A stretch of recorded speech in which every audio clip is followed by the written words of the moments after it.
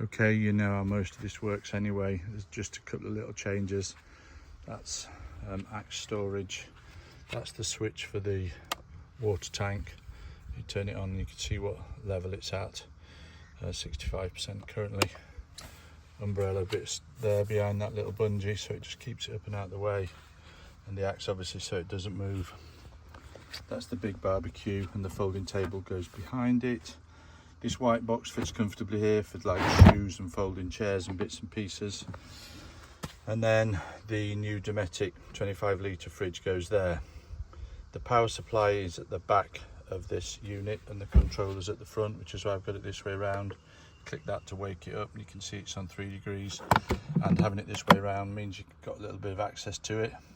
It seems to be working faultlessly. It's also very quiet, so I leave it plugged in here.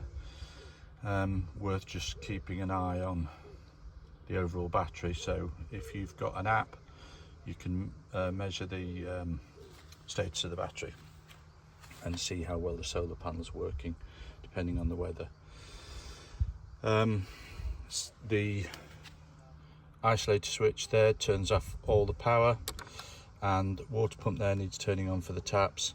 Garage lights are for these ones down here underneath, which I'd leave turned off most of the time. I just leave this turned on because, as I say, it runs quietly. If you need to jack the suspension up or down, that's these two buttons here. If you need to turn the air compressor on, that's this button here, and it makes that noise. You can see how much pressure there is in it at the moment.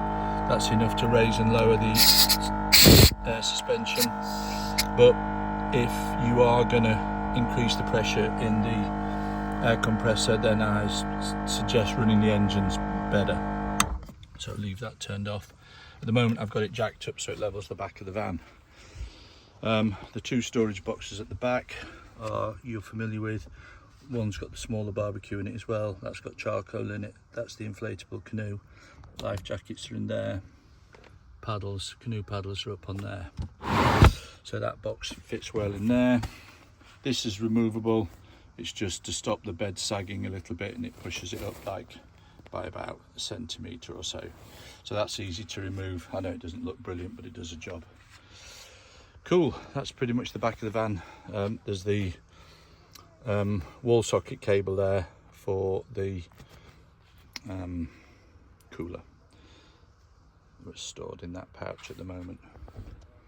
And the fuses are in here. You've got a windbreak at the back in there as well, in that cabinet, and some jump leads. And there's an awning in that box and some other bits. Cool.